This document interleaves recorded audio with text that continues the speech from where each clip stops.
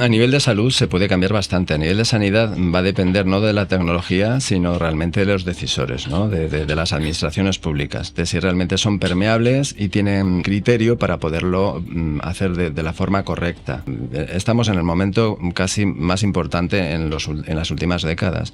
Y bueno, te quería preguntar, y vamos ya terminando, es una pregunta, o sea, es sencilla, pero a la vez tiene una complejidad que muchas veces la respuesta exacta entiendo que no la puedas tener, pero de aquí a un futuro, ¿vale? Vamos a poner un plazo corto porque antes cuando hablábamos de futuro eran muchos más años, pero ahora no voy a excederme de 5 años.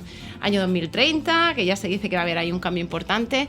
De aquí a 5 años, Gorka, ¿cómo ves tú el futuro de las tecnologías en el ámbito sanitario? O sea, ¿cómo nos ves, tanto a nosotros como a la población? ¿Crees que vamos a ir a la par, en evolución, en paralelo? ¿Que va a ser un cambio que no lo vamos a notar? ¿Que por otro lado va a ser un cambio muy drástico? ¿Qué crees que puede pasar en este futuro? Bueno, yo creo que a nivel de salud se puede cambiar bastante. A nivel de sanidad va a depender no de la tecnología, sino realmente de los decisores, ¿no? de las administraciones públicas, de si realmente son permeables y tienen criterio para poderlo hacer de la forma correcta. Estamos en una oportunidad, estamos en el momento casi más importante en las últimas décadas, con el torrente bueno, con los fondos Next Generation, la cantidad de proyectos y de financiación para la transformación digital. Es el momento de hacerlo. Ahora la clave está en que hagamos transformación digital para transformar y no para electrificar los procesos de siempre, porque eso sería electrocución. Es decir, si tenemos un problema y pensamos que simplemente aplicándole tecnología se va a solucionar por sí solo, pues a lo mejor lo que hace es multiplicarse el problema. Entonces debemos de pensar nosotros y plantearlo bien.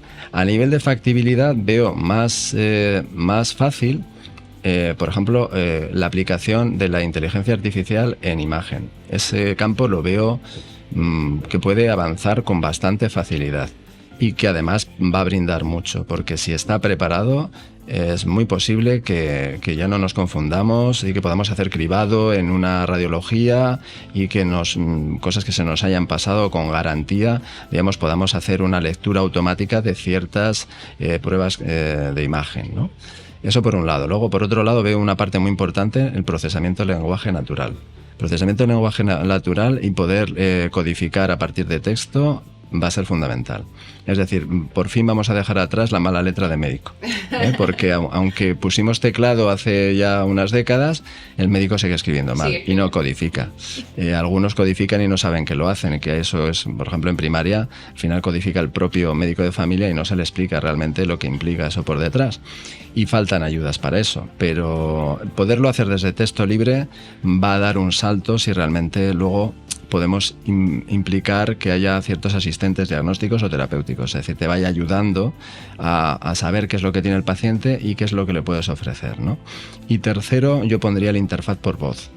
El interfaz por voz me parece fundamental para los pacientes, pero sobre todo para los profesionales. Es decir, que tú puedas, precisamente aplicando esta codificación por detrás, el procesamiento del lenguaje natural, puedas hacer consulta con tus pacientes, y esto es fundamental en la atención primaria, donde el propio médico de familia está solo, no tiene un asistente al lado, como se tiene a veces en otras consultas de hospital, y tiene que hacerlo todo, ¿no? Yo, cuando era médico de familia, estaba como SIVA, tenía 4 manos, una en la impresora, otra en el talonario de las recetas de a mano, etcétera, etcétera, y en la de los partes de baja. Entonces, poder hacer esa relación con el paciente como un diálogo, y que la inteligencia artificial, que eso ya lo hemos visto y ya es posible y existe, te haga el informe y tú simplemente lo valides o corrijas alguna cosa, como si tuvieras no un secretario al lado, sino un residente listo, por decirlo así, que va tomando las notas y saca las conclusiones de todo lo que le has visto, y además te puede sugerir cierto medicamento o cierto error que tú has tenido. Eso me parece fantástico y además muy fácil de aplicar, y está muy cercano. Ojalá lo veamos, y lo veamos pronto aquí en Murcia, porque en Murcia tenemos un talento muy grande entre las empresas precisamente en procesamiento de lenguaje natural.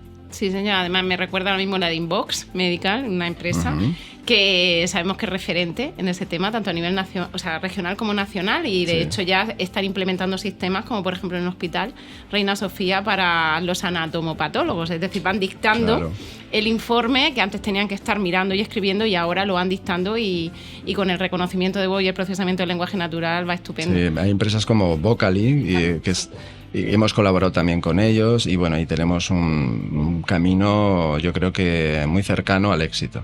Genial, pues fenomenal. Y bueno, ya para terminar, Gorka, vamos a conocer un poco cómo trabajas tú con las tecnologías. ¿Nos podrías contar una herramienta que tú normalmente uses, no sé si a diario, puntualmente, que te ayude para que tu trabajo sea más eficiente, tanto a nivel personal como profesional? O sea, ¿qué tipo de herramientas de inteligencia artificial utilizas? Sí, a ver, yo creo que todos utilizamos herramientas de inteligencia artificial sin darnos cuenta, ¿no? Desde que nos metemos en el coche, porque ya los coches han dejado de ser lo que eran, ¿no? Son una fuente de datos y de hecho, por ejemplo, hay modelos de coches como Tesla que realmente ya no son un coche, es un modelo de servicios basado en datos, ¿vale? Entonces, desde esa parte, pues esa sería una de las primeras cosas. Por ejemplo, pues para mí el Internet de las Cosas, la verdad es que a mí me ha cambiado la vida. Yo desde que empezamos el proyecto de ProvenPower que te comenté y nosotros desde Murcia en ese consorcio impulsamos que esa solución integral para el paciente, para las personas con diabetes tipo 2, no estuviera basada en una especie de consulta con el médico, sino que estuviera basada en sensorización, en tener un smartwatch que te dijera cómo duermes, si te mueves mucho durante el día o poco, si vas bajando o subiendo de peso, etcétera, etcétera. Pues lógicamente ahí me compré mi primer smartwatch y he aprendido a vivir de una manera mucho más saludable.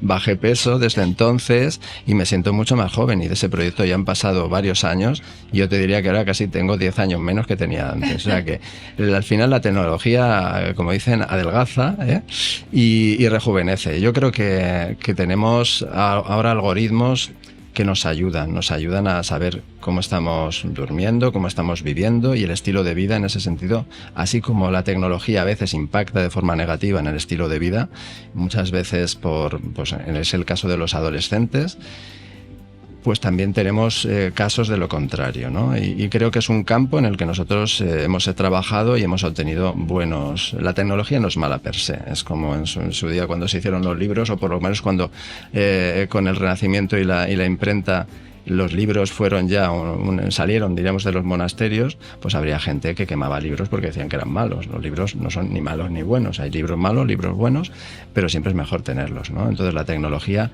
lo importante es utilizarla a tu favor y a favor de tu salud y de tu trabajo. Y yo te diría que para mí los algoritmos que tienen los smartwatch a nivel de salud es una de las cosas que destacaría. Genial, pues yo creo que con eso ya nos quedamos un poco con qué tipo de tecnología utiliza y bueno, yo creo que todos en general, ¿no? Porque es algo ya que se está implementando, como tú dices, sin darnos cuenta.